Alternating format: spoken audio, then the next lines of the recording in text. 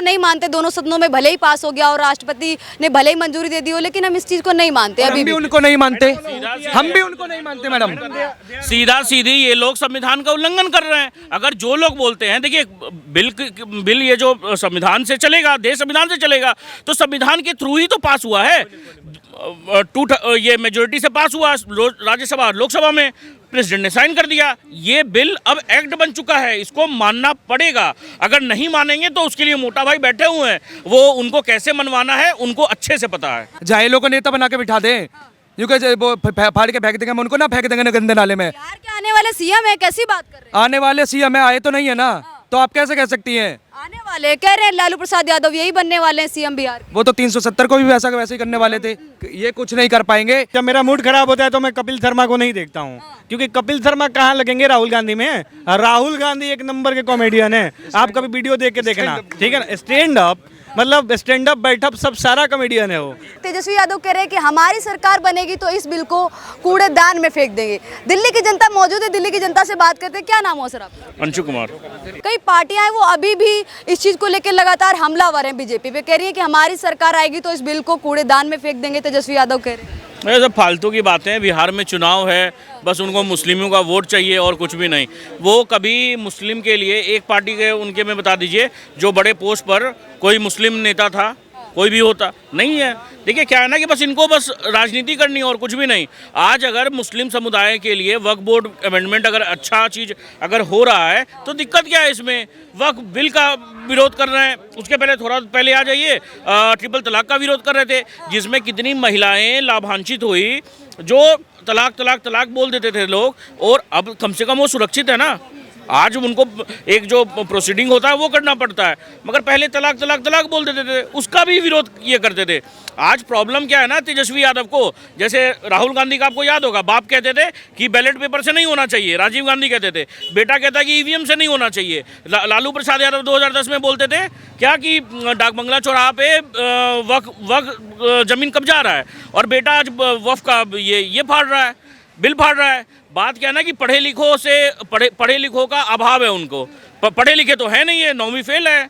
लेकिन कहीं ना कहीं बीजेपी पे ये जो आरोप लगता है हिंदू मुस्लिम की राजनीति करते हैं, कहीं ना कहीं वो आरोप बार बार सिद्ध भी हो जाता है। चाहे वो आप धारा 370 में देख लें, चाहे वो 3 तलाक में देख लें, चाहे वो अब वक्फ बोर्ड में जिस तरीके से संशोधन कर दिया सरकार ने वो देख ले, तो बार बार जहां राहुल गांधी कहते हैं कि बीजेपी वो हिंदू मुस्लिम की राजनीति करती है, तो देखने को भी मिलता है।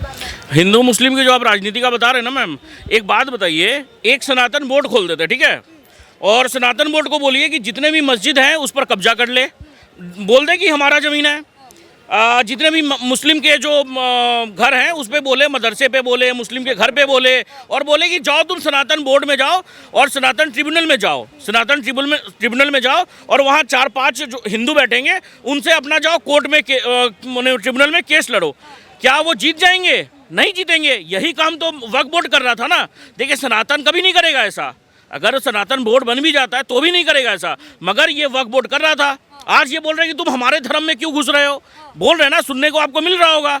तो हमारा जब कुंभ हो रहा था, इसके पहले जब कुंभ हुआ था, तो आजम खान क्यों बन गए थे भाई? क्यों बने थे वो प्रेसिडेंट? तो यही सब चीज़ें ना, इनका दोगलापन दिखता है। आज बोलते हैं कि महाकुंभ, जहाँ हमारा ये क्या बोलते हैं, हम जहाँ तीर्थ करते हैं, जहाँ पे हम नहाते हैं, वहाँ पे हमारे लिए जो अच्छा चीज़ है, वहाँ पे बोलते हैं ये लोग कि ये वक्फ की ज़मीन है। अरे भाई, बेट द्वारका में जो 2 द्वारका है, जो 2 द्वीप है, वो बोल देते हैं कि कृष्ण जन्मभूमि को बोल देते हैं कि ये वक्फ की ज़मीन है। अरे भाई, 7000 साल पहले का जो चीज़ है उसको आप बोलते हैं कि वक्फ की ज़मीन है। आज इस्लाम का जन्म 1314 साल पहले का हुआ है। तो यही सब चीज़ है ना मैम। प्रॉब्लम क्या है कि कुछ भी पे दावा ठोक देते हैं। इस देश में अगर इलाहाबाद हाईकोर्ट तक सुरक्षित नहीं है, उसको जाना पड़ता है सुप्रीम कोर्ट के पास में। ऐसी बात करते तेजस्वी यादव कह रहे हमारी सरकार आएगी तो कूड़े में फेंक देंगे इस बिल को। उनकी सरकार, देखिए सबसे बड़ा बात है ना कि वो पढ़े लिखे जाहिल हैं। वो क्या है ना कि उनको कर रहे हैं, नेता के परिवारों से आते हैं भाई, राजनीतिक परिवार से आते हैं। नेता मान ले क्या? नेता मान ले क्या? जाहिलों को नेता बना के बिठा दें, वो फाड़ के फेंक देंगे, हम उनको ना फेंक देंगे गंदे नाले में। बिहार के आने वाले सीएम है, कैसी बात कर रहे हैं? आने वाले सीएम आए तो नहीं है ना, तो आप कैसे कह सकती हैं? आने वाले कह रहे हैं लालू प्रसाद यादव यही बनने वाले हैं सीएम बिहार के। वो तो 370 को भी वैसा वैसे ही करने वाले थे, ये कुछ नहीं कर पाएंगे। मैं तो मैडम इस चीज के भी विरोध में अमेंडमेंट क्यों हुआ, सनातन बोर्ड आना चाहिए था। नहीं, गैर मुस्लिम कैसे आ सकता है? ये चीज हम बर्दाश्त नहीं करेंगे, क्योंकि जो कहा जाए एक तरीके से मंदिर है उसमें भी कोई मुस्लिम समाज के लोग नहीं है, गुरुद्वारे में भी कोई मुस्लिम समाज के लोग नहीं है, तो इसमें क्यों? कैसे आ सकता था कुंभ में? जो गैर मुस्लिम कैसे आ सकता था उस समय? मथुरा वृंदावनों में, वैष्णो देवी में, अमरनाथ में, केदारनाथ में मुस्लिम लोगों की दुकानें क्यों लगाई जाती हैं? अब वक्फ बोर्ड तो कहता है जीबी रोड पे भी उनकी किसी का कब्जा है, वो जमीन उनकी है, तो जाके बैठ जाओ, जाके क्यों नहीं बैठ रहे हो? फायदा क्या है देश को?